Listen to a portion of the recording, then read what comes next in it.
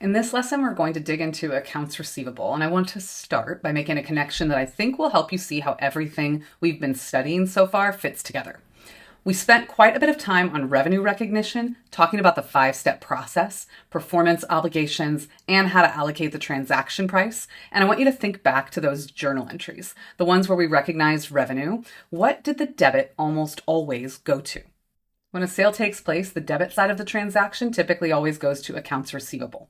So we know how to record accounts receivable when we make a sale, but now we need to talk about the valuation side. Specifically, how do we measure what a receivable is actually worth? Because having a legal right to collect money from a customer doesn't mean you're going to collect all of it. In fact, some customers never pay their bill at all. Unfortunately, it happens. It's simply a cost of doing business. And from an accounting perspective, we need to record that cost. Before we talk about customers that fail to pay their bill at all, let's talk about some of the legitimate reasons why we might not collect the full price of a sale. Remember variable consideration? That's any part of the transaction price that depends on something happening in the future. For accounts receivable, there are two primary sources of variable consideration that we need to address up front: sales discounts and sales returns. Both of these can reduce the amount that the seller actually collects and receives in the end. So both of them affect how we measure the receivable. Let's talk about sales discounts first. When a seller extends credit, they often offer an early payment incentive expressed in terms like 2, 10, net 30. That means that the buyer can take a 2% discount if they pay within 10 days, or they can pay the full amount in 30 days. We're going to focus on the seller's perspective here, and there are two ways to record this: the gross method or the net method. Okay, let's look at a simple example. In the gross method approach, we're going to record a sale. Let's say a company has a sale of $20,000, and the terms here are 210 net 30. So they get a 2% discount if they pay in advance. So to record the sale, we're going to debit accounts receivable for $20,000 and credit sales revenue for $20,000 as well. That's the gross amount that the sale was for. Whether or not they pay within the discount window, we're not sure yet. So then let's say we receive payment within the discount window, so we debit cash, but they took the discount, right? So we debit cash for 2% less than the sale was for, and that would be a $400 discount, so we would get cash of $19,600. We need to credit accounts receivable for $20,000 though, related to this sale, because that's what we recorded. So we need a credit to accounts receivable for $20,000, but now our journal entry does not balance. We need another account to offset this sale, because the other thing is that this sale, while we recorded it for $20,000, it wasn't really for $20,000. So we're going to use a contra revenue account called sales discounts. A contra revenue account offsets revenue, and it is a debit to retained earnings, much like an expense, but we don't call it an expense because that wouldn't be accurate. Instead, it's an offset to our sales revenue account. Now, if we were to use the net method here, we would record our sale, our debit to AR, and our credit to sales revenue at the amount that we actually expected to get after the discount was taken. This is actually a more realistic approach because we would typically assume that a customer would take a discount, because why would they not, right? So we would record the AR and sales revenue at $19,600. Then it becomes pretty easy when we collect the cash for this, and they did in fact take the discount, because we would get cash for what we record the sale at, and we would credit accounts receivable for $19,600, and we wouldn't have to worry about the contra account or the discount at all. Now, if we look at this in T accounts, I think it's helpful. So assets equals liabilities plus stockholders' equity. Under our asset account is where our AR account goes. And AR would have a debit to $20,000, a debit for $20,000. And over here under equity, specifically under retained earnings, we'd have our temporary account for revenue. And we would have recorded $20,000. So this is going to show up on the income statement, right? And the asset will show up on the balance sheet. This will also show up on revenue, will also show up on the balance sheet under the retained earnings account, but on the income statement is where we'll see the detail. So then we would need a separate account for sales discounts under retained earnings, another temporary account. Then that's where we keep that $400. And so when we show it on the income statement, we would show these two accounts netted together, and it would say net sales revenue, and we would include that sales discount. In the net method, we wouldn't need the sales discount account at all. To summarize, under the gross method, we record the receivable at the full invoice price. If the customer takes the discount, we record it separately as a contra revenue account called sales discounts.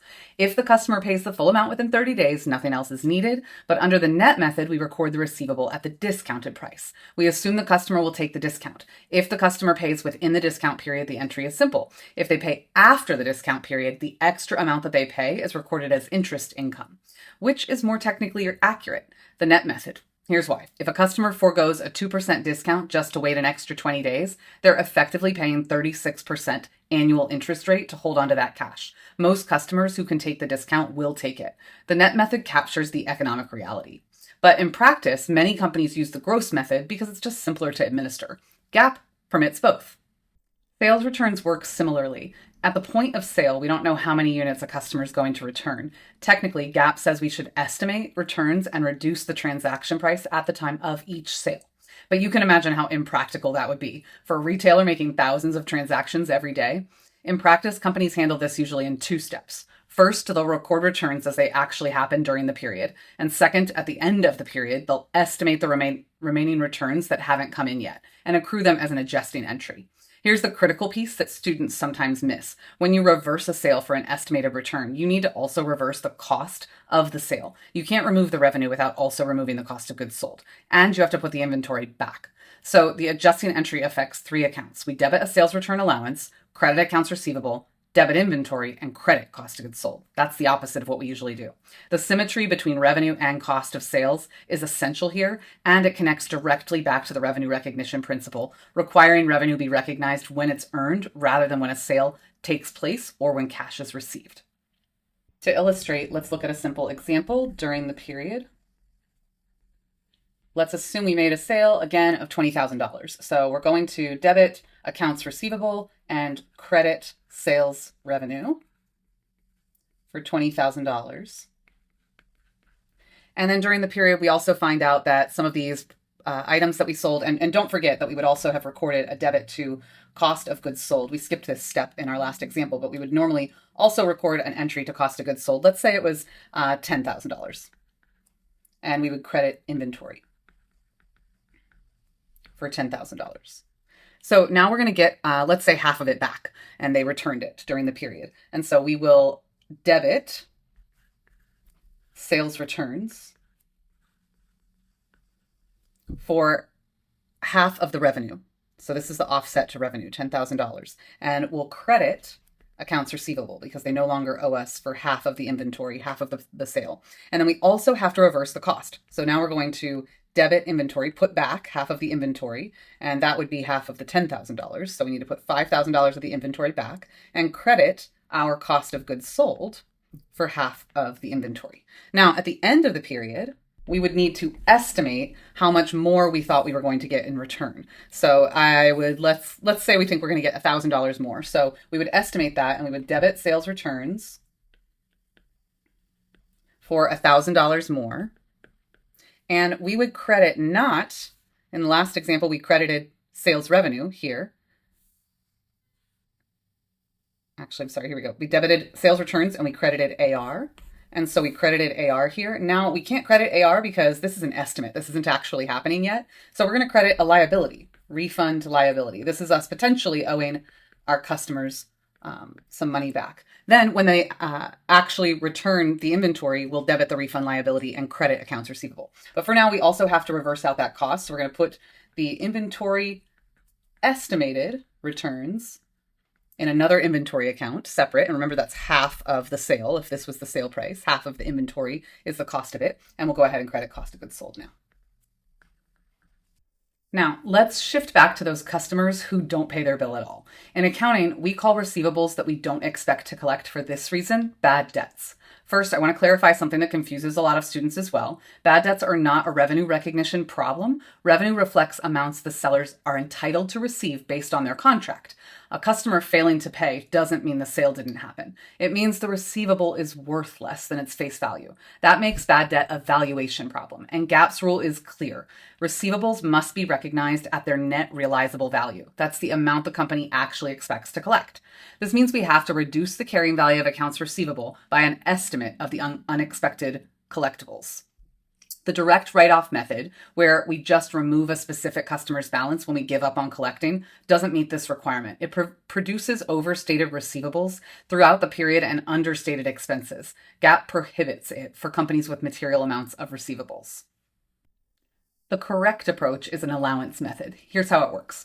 At the end of each period, we estimate how much of our outstanding receivables that we expect we are not going to collect. We record that estimate as bad debt expense, and we set up a contra asset account called the allowance for uncollectible accounts. And this allowance sits on the balance sheet as a reduction to gross accounts receivable, showing users what we actually expect to collect. Then, during the next period, if we actually give up on a specific customer, we write off their balance. We debit the allowance account and credit accounts receivable. Notice that this write-off has no effect on income because we already would have recognized the expense when we set up the allowance and made an estimate. And what if a customer we previously wrote off ends up actually paying? We would reverse the write-off to restore the receivable and then record the cash collection. This two-step process is important because it restores the customer's credit history in our records. Let's look at the timeline of entries so you can see how they flow together. So in year one, we would set up our accounts receivable account, and we would also have a revenue account. And let's say we made that $20,000 sale. At the end of year one, we would go ahead and estimate what of this accounts receivable do we not expect to collect. And we would need an allowance, which is a contra account to the AR account, an allowance for uncollectible accounts. And we would credit that for whatever we estimated we weren't going to collect. And we would record the expense on the income statement. Then let's assume year two comes along and we actually don't collect this money from our customer. We'd already recorded the expense, so we don't really need to worry about our income statement in the prior period. We had estimated that this customer wasn't going to pay to begin with, but now we've decided they are in fact not going to pay. And notice we never actually wrote off the accounts receivable. It still exists because it's possible that they'll pay, and we just offset the accounts receivable with an allowance. But now that we're assuming that they are in fact not going to pay, we can go ahead and debit the allowance for doubtful accounts and credit the accounts receivable. That's what we call a write-off of an accounts receivable. Then let's say they do pay.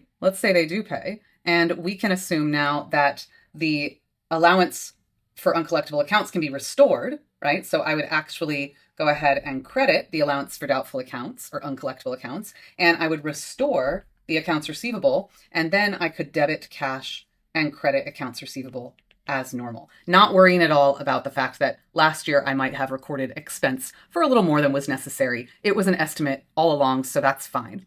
But I would restore the allowance and restore the accounts receivable before recording that I actually did in fact end up collecting the amount. The last piece of this puzzle is how do we estimate the allowance? GAAP current standards use what's called the CECL model, current expected credit loss. And the key idea of CECL is that companies should estimate credit losses over the full remaining life of the receivable. In practice, the most common tool for doing this is using an aging schedule, and you'll actually hear it referred to as the aging method. An aging schedule groups outstanding receivables by how long they've been outstanding, less than 30 days, 30 to 60, 60 to 90, and so on. Then we apply historical loss rates to each age group. The logic is intuitive. The longer a receivable sits unpaid, the less likely we are to collect it. A 10-day-old receivable might have a 0.5% loss rate, while a 90-day-old receivable might have a 25% loss rate. We multiply the balance in each age group by its estimated loss rate, sum up the results, and that's our target allowance balance. Then we compare that target to whatever's allegedly in the allowance account or already in the allowance account, and adjust accordingly. This makes bad debt expense a variable amount. It's whatever is needed to bring the allowance to its target balance. It could be a debit or a credit, depending on whether the allowance needs to go up or go down. To pull it all together, accounts receivable and revenue recognition are closely linked. The same variable consideration concepts that drive revenue recognition also drive initial measurement of receivables. Sales discounts, gross method records at full price. Net method records at discounted price. Net is more theoretically correct, but both are GAAP acceptable. Bad debts are a valuation issue, not a revenue issue, and the allowance method uses an aging schedule and the CECL standard to estimate expected credit losses and report receivables at net realizable value.